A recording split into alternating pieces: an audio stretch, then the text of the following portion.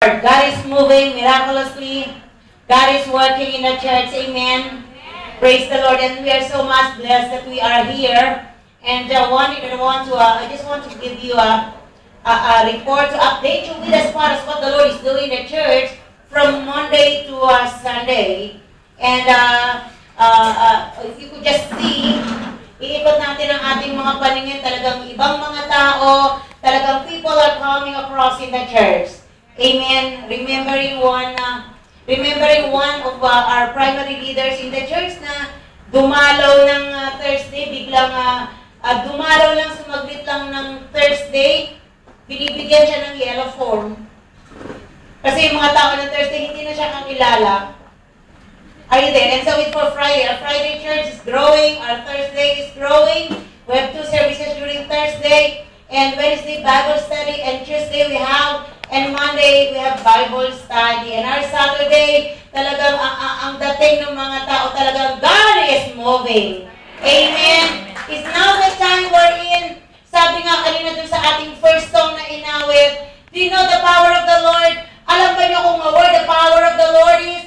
Do you know where the beauty of the Lord is? Where is the faithfulness of the Lord? Where is the goodness of the Lord? The goodness of the Lord, the beauty of the Lord is in you. Amen. The beauty, the faithfulness, His power is in you. Amen. Speaking of being chosen, speaking of being anointed from God, is that no Friday po, I preached and I declared, I prophesied sa bawat isa na, ang bawat isa na narito, considering the numbers that we have right now, you could, one single person, just like Telma could be 10,000. Ganon tayo kahalaga sa Panginoon. At hindi lang basta ganon kahalaga. Are you there? Each one, pwedeng maging 10,000. Kaya nga, I want to ask you a question. Ano ba mas mahalaga? Material things, those things na pwede natin ilagay sa katawan natin o ikaw mismo?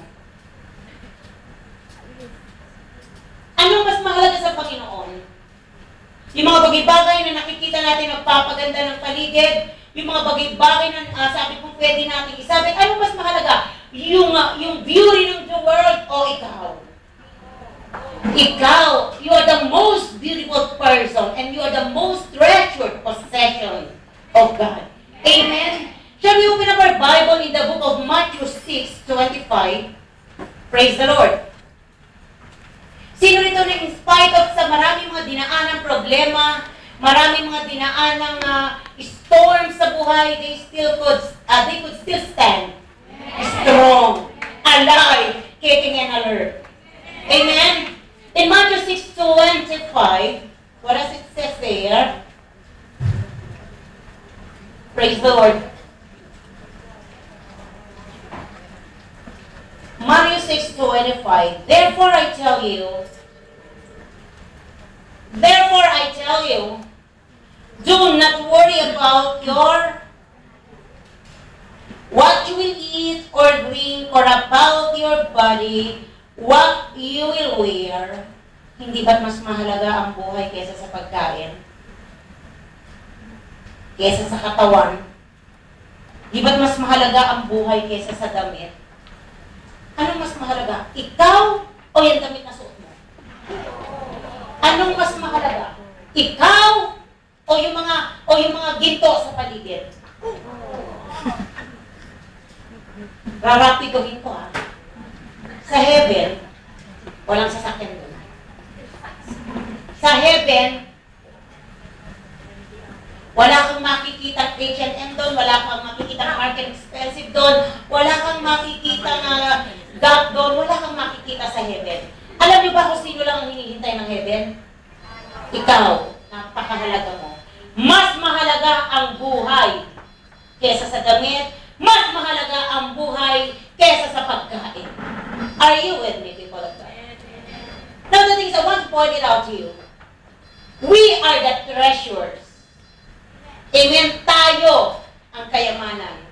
Nakasabi nga ni Apostle Pablo na bagamat ang left and right from drifting to one trouble to the other, Still, we could endure. Still, we could stand strong. Why? Tayo yung treasure eh. Tayo yung treasure eh. Eto. Mas mahalaga ito. Mas mahalaga yung buhay ko. Kesa sa ano pang bagay na meron ako. Mas mahalaga ako sa Panginoon kesa sa anong bagay. Mas mahalaga ka sa Panginoon kesa sa anong bagay. You are the treasure. Speaking of you, single person, considering the attendance that we have right now, you are here. Everybody is here. Considering you, regardless of who you are, regardless of your life, regardless of your situation, you could be 10,000. Why? Because you have a valuable life. Amen? Saul could chase 1,000. But David could chase 10,000. Why? I could be 1 million. Are you with me? It's not all about, I'm telling you, it's not all about those things. Sabi ko ang preaching ko nung Friday, dadaan tayo sa Chow Tofu. Dadaan tayo dyan sa Just Balls. Saan pa? Dadaan tayo dyan sa City Chain. Kung isa, medyo titingin-tingin na lang natin, hawakan na lang natin yung ating dibdib, pero out sa iyo. Ikaw, mas ginto ka kaysa sa kanila. Mas ginto ka kaysa yung nasa chow-chow ko. Eh, paano pa tayo lalong magiging ginto? Paano pa tayo magkabit? Yung buhay na pinigay sa atin ng Lord, ingat na ingat yan, napakahalaga ng God. Sabi ko nga sa inyo, we could be 10,000, we could be 1 million. Gaano kahalaga ang buhay mo para sa buhay ng iba. Iniingat-ingatan ng Lord ang buhay natin. Let's open up in 2 Corinthians 4. Praise the Lord. 2 Corinthians 4. 7. 4:7. What does it says there? But we have this treasure in jars of clay. But we have this kayamanan in jars of clay. Think about the jar. The clay, right? Tapayan. Ano pa? Vessel. Ano pa? Banga. The jars of clay to show that this all-surpassing power is from God and not from us. We are hard-pressed on every side. Si Pata Jack, but not crushed. Hindi tayo nasasaktan. Perplexed, but not in despair.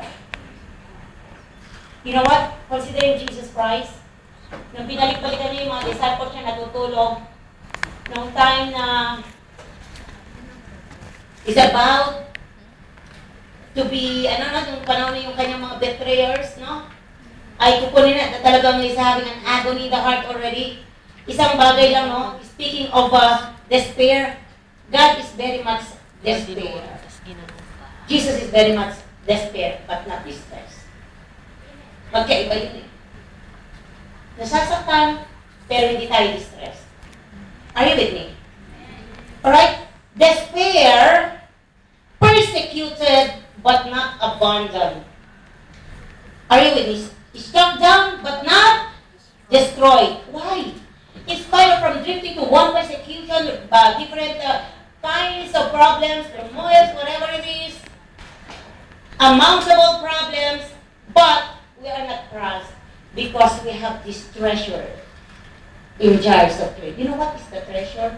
Ano ba yung jars of clay? The vessel. Eh, ang vessel tayo. The life that we have. Tayo yung treasure. Tayo yung pinakakayamanan. Tayo nasa atin. Kaya, bago maging mahalaga yung mga nasa Chow-Tow folk, bago maging mahalaga yung napakakalaga yung pinakamamahaling mga alahat yan sa labas, mas mahalaga ka pa rin. Mas mahalaga ka pa rin. Di ba sabi ng Lord, hindi ba mas mahalaga, mas importante ang buhay kaysa sa mga bagay-bagay na meron dyan? Idadaan lang po ulit natin dito. Wala kang pera ngayon, o ano, mas mahalaga pa rin ang buhay mo. Nagkasala ka kahapon, okay lang, kahapon naman yun eh. Basta ngayon, are you with me?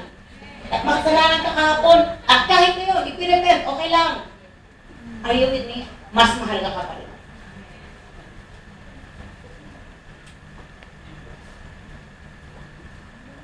Am I communicating? Amen. Wala kang pinag-aralan, o ano? Mahalaga pa rin yung buhay mo. Wala kang bahay na maganda? O ano? Mahalaga pa rin ang buhay mo. Kanina sabi ni Pastor Peter, I have chosen you and appointed you to bear fruit. Fruit that will last. So that, ano man ang hingin mo, so that, para magkabahay ka, mag-bear fruit ka. Para magkaganito ka, mag-bear fruit ka. Do you remember the poste? Para tayo, ano, di ba?